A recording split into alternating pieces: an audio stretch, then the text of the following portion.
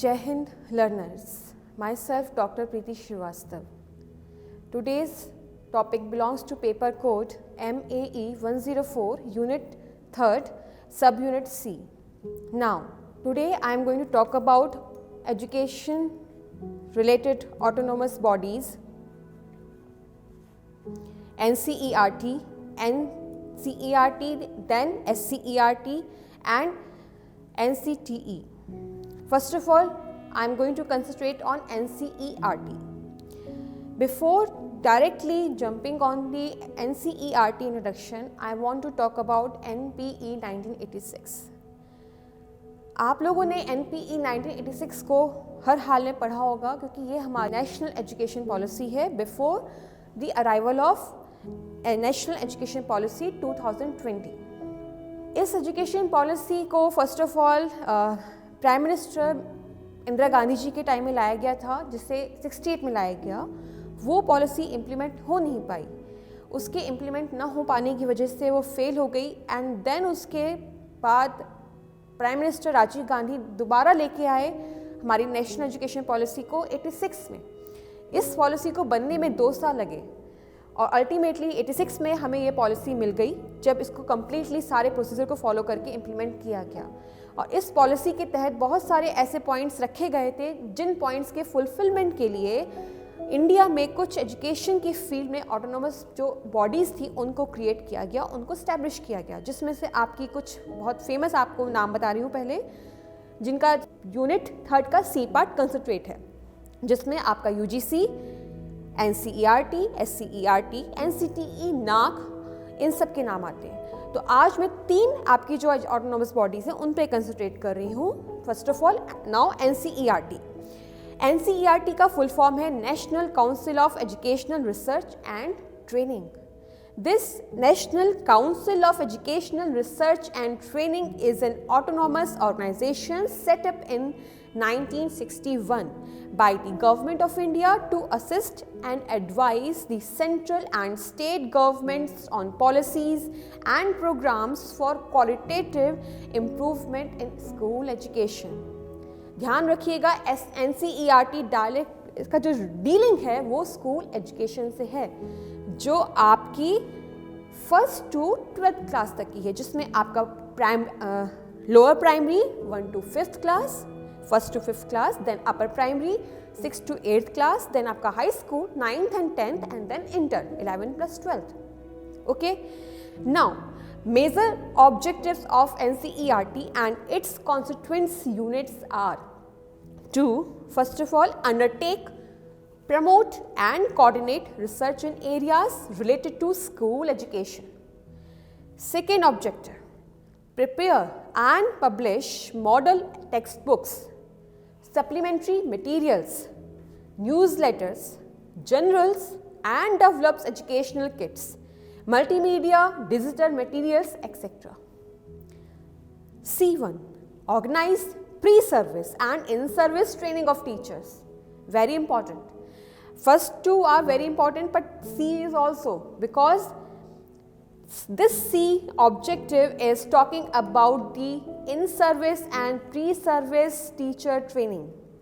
जो टीचर्स आपको पढ़ाते हैं स्कूल्स में, उनके पास क्वालिफ़िकेशन होती है ज़रूर, पर उनको क्वालिफ़िकेशन के बाद भी ट्रेनिंग की ज़रूरत पड़ती है कि कैसे स्कूल स्टूडेंट्स जो आपके primary, upper primary, high school और इंटर में डिवाइडेड हैं, उनको उनकी एज ग्रुप उनका अलग है, उनका मैच्योरिटी लेवल अलग है और उनका जो ग्रोथ और डेवलपमेंट का जो प्रोसीजर है वो भी उनका अलग है। वो एज के साथ उनका जो डेवलपमेंट हो रहा है वो चेंज हो रहा है, क्योंकि आप सब जानते हैं साइकोलॉजिकली और physically, most importantly biologically 12th class तक आप हर स्टूडेंट, चाहे मेल हो फीमेल हो, आप अपने ग्रोथ के साथ डेवलपमेंट की हर फेस को आप फेस करते हो, उसमें आप चेंजेस को बहुत स्ट्रांगली फील करते हो। आपकी मैच्योरिटी धीमे धीमे आपकी आनी शुरू होती है, आपकी बॉडी में चेंजेस आते हैं, आपके बिहेवियर में चेंजेस आते हैं। तो उनसे सारे चेंजेस के साथ आपका जो टीचर्स का कोऑर्डिनेशन है वो कैसे मैच करे, उसके लिए टीचर्स को ट्रेनिंग की ज़रूरत पड़ती है। Then next objective, develop and disseminate innovative educational techniques and practices. नई नई जो एजुकेशन टेक्निक्स और प्रैक्टिसेस हैं, जैसे आपका ओपन लर्निंग या ओपन क्लासरूम की बात आप करिए, या आपका हम डिफरेंट टेक्नोलॉजिकल जो यूजेस हम इंटीग्रेट कर रहे हैं, जैसे प्रेजेंट टाइम में पैंडेमिक के टाइम में आपका डिस्टेंस मोड बहुत स्ट्रांगली यूज़ हो रहा है, चाहे आपके स्कूल्स हों, आपकी यूनिवर्सिटीज़ हों, हर जगह आपकी ऑनलाइन टीचिंग, ऑनलाइन क्लासरूम्स बहुत इंपॉर्टेंट हो गए हैं। Next objective, collaborate and network with state educational departments, universities, NGOs and other educational institutions. Next, act as a clearing house for ideas and information in matters related to school education. जितने भी school education से जुड़े हुए आपके legal और social जितने भी तरह के मैटर्स हैं, उनसे डायरेक्ट डीलिंग एनसीईआरटी करता है। एनसीईआरटी रिस्पॉन्सिबल बॉडी है, आपके सारे जितने भी आइडियाज, इंफॉर्मेशन और जितनी पॉलिसीज़ हैं, जितने मैटर्स है स्कूल एजुकेशन से जुड़े, उनको डील करने के लिए वही रिस्पॉन्सिबल है। And act as a nodal agency for achieving the goals of universalisation of elementary education. ये बहुत इंपॉर्टेंट है, यूनिवर्सलाइजेशन ऑफ एलिमेंट्री एजुकेशन। इस गोल को प्राप्त करने के लिए एनसीईआरटी नोडल एजेंसी के रूप में काम करता है।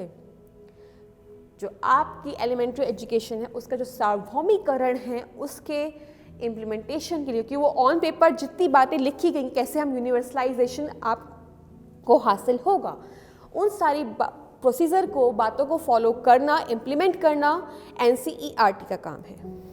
In addition to research, development, training, extension, publication and dissemination activities, NCERT is an implementation agency for bilateral cultural exchange programs with other countries in the field of school education.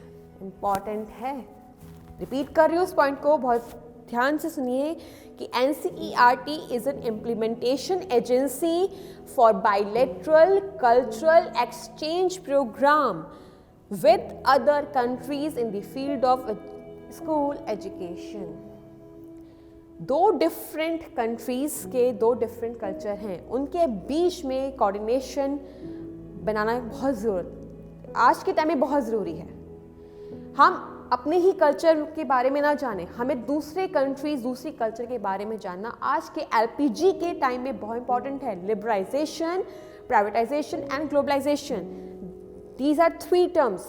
LPG, liberalisation, privatisation, globalisation. और इस era में हमें, यदि हम खाली अपनी country तक सीमित रहते हैं तो हमारा नुकसान है। इसलिए हमारा ही नहीं, हमारी कंट्री का भी नुकसान है। तो हमें दूसरी कंट्रीज़, पूरे मतलब ग्लोब में जितनी आपकी मैप में जितनी कंट्रीज़ हैं, सारी नहीं, कम से कम अपने कॉन्टिनेंट, एशिया कॉन्टिनेंट की जितनी कंट्रीज़ हैं उनके बारे में जानना, उनके कल्चर के बारे में जानना बहुत ज़रूरी है स्कूल लेवल पे, और ये एनसीईआरटी से बखूबी निभाता है इस रोल को। The NCERT also interacts and works in collaboration with the international organizations, visiting foreign delegations and offers various training facilities to educational personnel from developing countries. NCERT organise करता है बहुत सारे डेलीगेशंस की विजिट को different BEd colleges में और schools में। मैं खुद जब स्टूडेंट थी, बीएड कर रही थी, तो मेरे एज अ स्टूडेंट मैंने खुद 3-4 विजिट्स हुई हैं एनसीईआरटी की डेलीगेशंस की। One from Iran, Nepal and Sri Lanka और थाईलैंड में भी, ये आपकी एशिया की कंट्रीज हैं। और पेरिस टू, यस, ये पेरिस आपका डेवलप्ड उसमें आता है क्योंकि फ्रांस की कैपिटल है, वो डेवलप्ड कंट्रीज है और बाकी सारी आपकी डेवलपमेंटल हैं, ओके, और एशिया की हैं। तो इन कंट्रीज़ के डेलीगेशंस की विज़िट हुई थी और उनका मेन पर्पस यही था कि वो इंडिया आएँ, यहाँ के स्कूल्स के कल्चर को जाने और हम भी उनके कल्चर को जाने, उनसे इंटरेक्शन करके। The major constituent units of NCERT which are located in different regions of the country are, आप इनको आप ध्यान से सुनिए और याद भी करिएगा क्योंकि ये आपके लिए बहुत ज़रूरी है जानना कि NCERT के अंदर या उसके कंट्रोल के लीडरशिप के अंदर बहुत सारी बाकी यूनिट्स भी आती हैं जिसे हम कॉन्स्टिट्यूएंट यूनिट्स कहते हैं, जिसमें पहली है आपकी national institute of education NIE, ये न्यू दिल्ली में है। सेकेंड है central institute of education technology CIET, ये भी न्यू दिल्ली में है। Pandit Sundarlal Sharma central institute of vocational education, ये आपका भोपाल में है, PSSCIVE। नेक्स्ट है रीजनल इंस्टीट्यूट ऑफ एजुकेशन, ये आपके ध्यान रखिए, रीजनल इंस्टीट्यूट ऑफ एजुकेशन ये 4 हैं पूरे इंडिया में, एक आपका अजमेर में है, दूसरा भोपाल में, तीसरा भुवनेश्वर में, and fourth one is in Mysore, and last is north east regional institute of education NERIE, ये आपका शिलोंग में है। अब NCERT में कितने सारे डिपार्टमेंट हैं उनके बारे में बस आपको आउटलाइन दे रही हूँ, इतनी डिटेलिंग में नहीं करूँगी।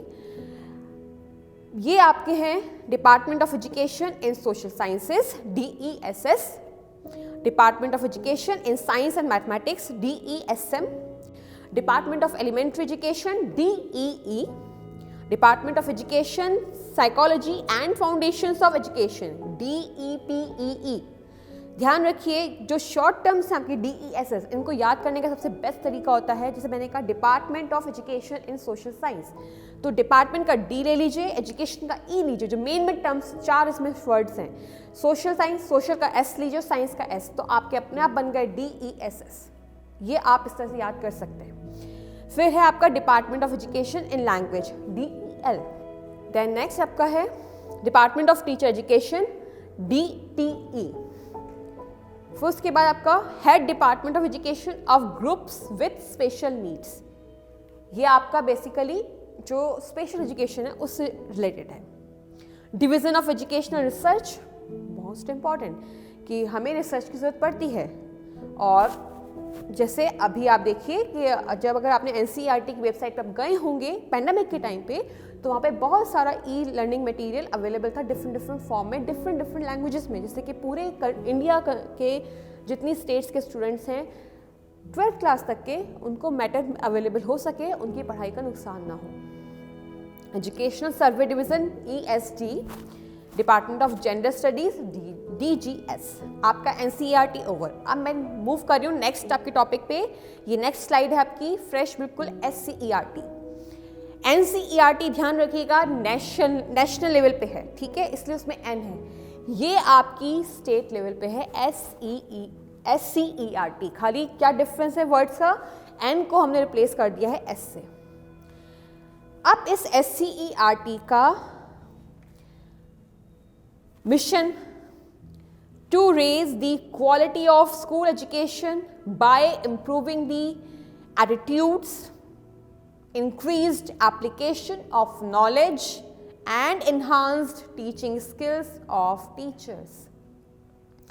फिर से रिपीट कर रही हूँ उस मिशन को, as it is to raise the quality of school education by improving the attitudes, increased knowledge, application and enhanced teaching skills of teachers।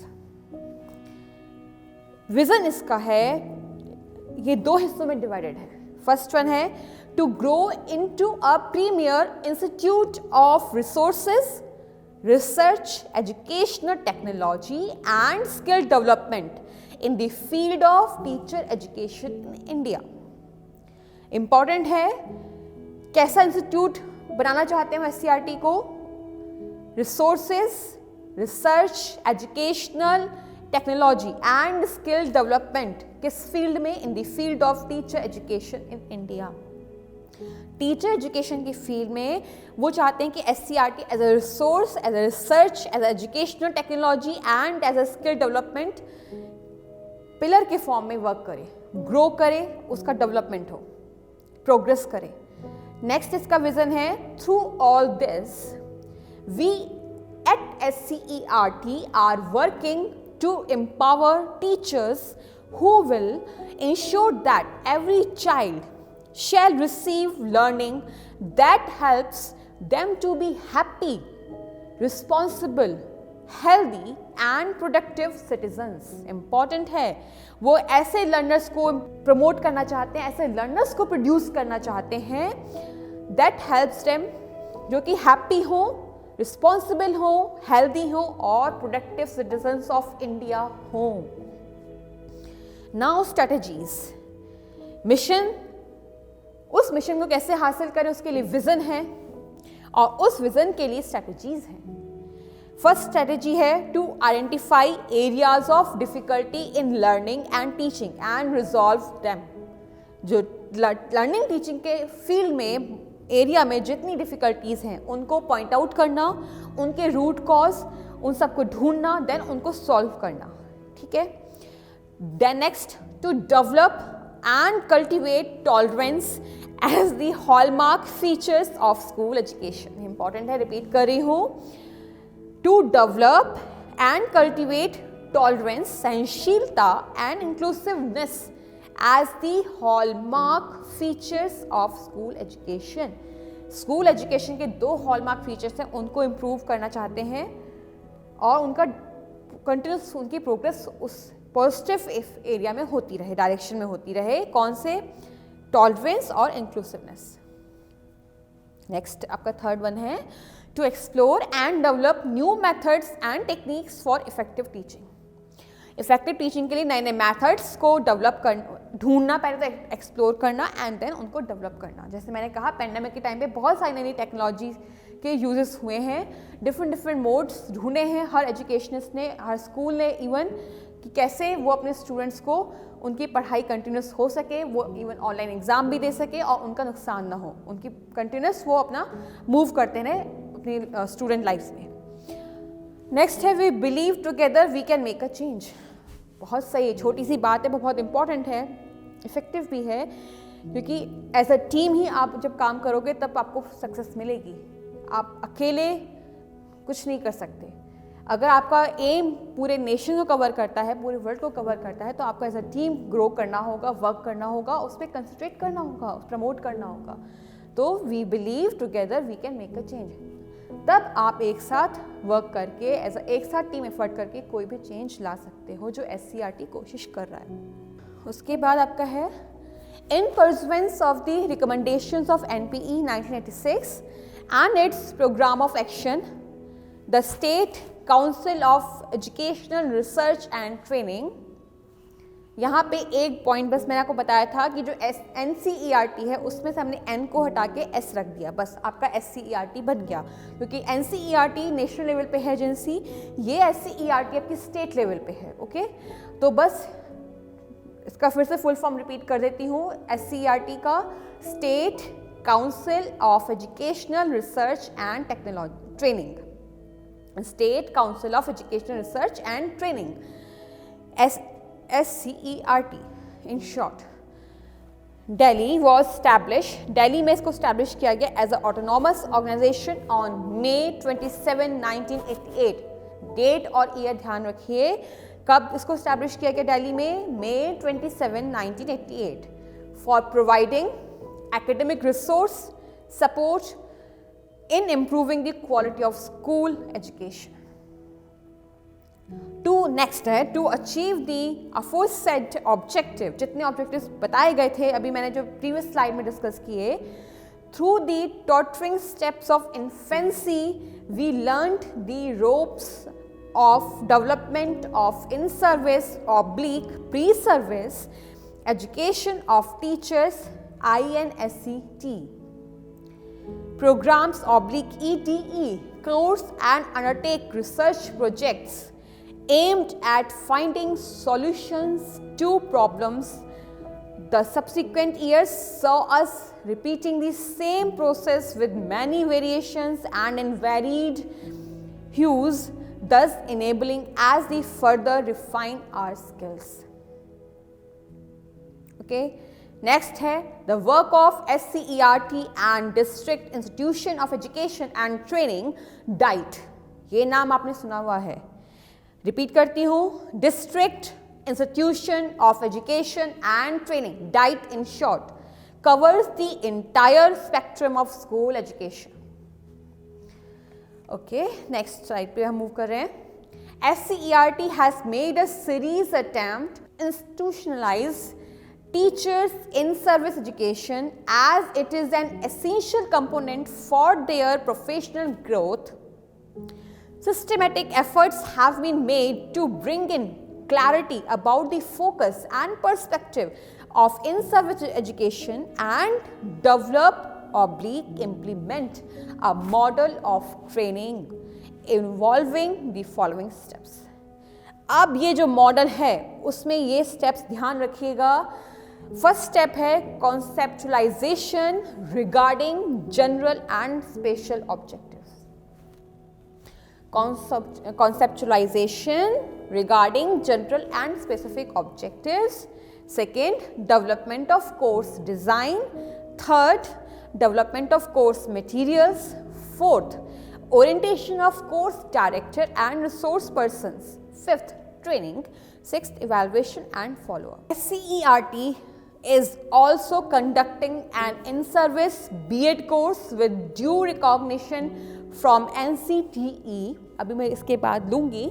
ये डील करती है B.Ed लेवल, जो आपके B.Ed ट्रेनीज हैं उनकी एजुकेशन से, ठीक है. And affiliation with GGSIPU, full form है गुरु Govind Singh Indraprastha public university, Delhi. The approved intake is of 100 students per year. This course is unique because these students are in-service assistant teachers from the Education Department of GNCT, Government of National Capital Territory, Delhi, who are due for promotion to TGT but cannot be promoted due to lack of B.Ed qualification. बहुत important बात है. The students are paid their full salaries by their department during the session. क्योंकि आपको TGT level के लिए BEd की degree चाहिए, तो जिनके पास डिग्री नहीं है उन टीचर्स को जॉब करते हुए बीएड का कोर्स कराना इंपॉर्टेंट है, और वो भी रिकॉग्नाइज्ड हो. किसके द्वारा? एनसीटीई के द्वारा. इम्पॉर्टेंट बात है कि SCERT ये एफर्ट्स भी कर रही है जो इन सर्विस बीएड कोर्स करा रही है उन टीचर्स को जो पढ़ा तो रहे हैं स्कूल्स में पर उनके पास बीएड की क्वालिफिकेशन नहीं है, तो उनका प्रमोशन नहीं हो पाता टीजीटी लेवल पे. तो जिनको टीजीटी लेवल तक के लिए प्रमोशन चाहिए वो उनको बीएड कोर्स भी कराती है. रिकॉग्नाइज्ड किसके द्वारा है?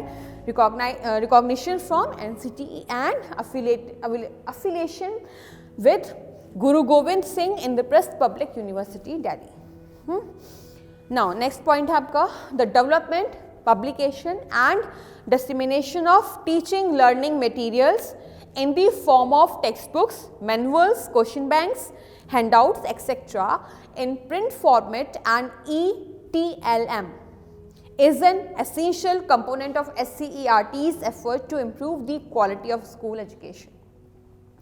इम्पॉर्टेंट है कि SCERT किनके प्रोडक्शन में ध्यान दे रही है? Develop, publication and dissemination of teaching learning materials in the form of. ये टीचिंग लर्निंग मटेरियल किस फॉर्म में वो कर रही है? डेवलप और उनको पब्लिश कर रही है टेक्स्ट बुक के फॉर्म में, मैनुअल्स के फॉर्म में, क्वेश्चन बैंक्स के फॉर्म में, हैंडआउट्स के फॉर्म में और ETLM के फॉर्म में. नेक्स्ट स्लाइड है आपकी SCERT आपका खत्म, ठीक है. 2 टॉपिक ध्यान रखिए, मैंने फिनिश किए भी, NCERT, SCERT, ठीक है. अब आ रही हूँ मैं आपका NCTE. इसका पहले फुल फॉर्म ध्यान रखिए. NCTE, the national council for teacher education, ठीक है. N for national, C for council, T for teacher and E for education.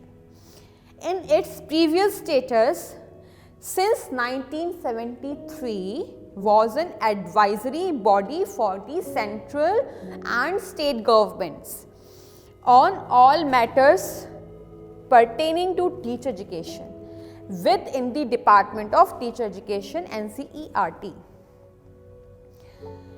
समझने वाली बात है कि NCTE का जो पुराना जो इसका फॉर्म है, जो प्रीवियस का स्टेटस है, वो क्या था इसका?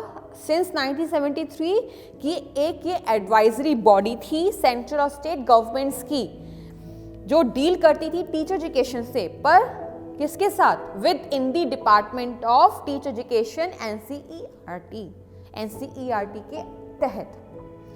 Despite it's commendable work in the academic fields, it could not perform essential regulatory functions to ensure maintenance of standards in teacher education and preventing spread of substandard teacher education institutions. Now, the National Policy of Education (NPE) 1986 and the Program of Action visualized a National Council for Teacher Education with statutory status and necessary resources as a first step for overhauling the system of teacher education. Important point tha, okay? The National Council for Teacher Education as a statutory body came into existence in pursuance of the National Council for Teacher Education Act 1993 on the 17th August 1995. 73 से लेके 1994 तक ध्यान रखिए ये NCERT के अंतर्गत काम कर रही थी, पर एनपीई 1986 ने और प्रोग्राम ऑफ एक्शन ने इसको एक बिल्कुल सेपरेट लीगल स्टेटस दिया और एज अ सेपरेट बॉडी इसको एक्सेप्ट किया और कहा गया कि नेसेसरी रिसोर्स है किसके लिए? As a first step for the overhauling the system of teacher education. And finally on the date 17th August 1995, 17 अगस्त 1995 में ये एक सेपरेट बॉडी, स्टैट्यूटरी बॉडी के फॉर्म में एग्जिस्टेंस में आई. और ये एक्ट ध्यान रखिए किसके तहत? In pursuance of the national council for teacher education act 1993.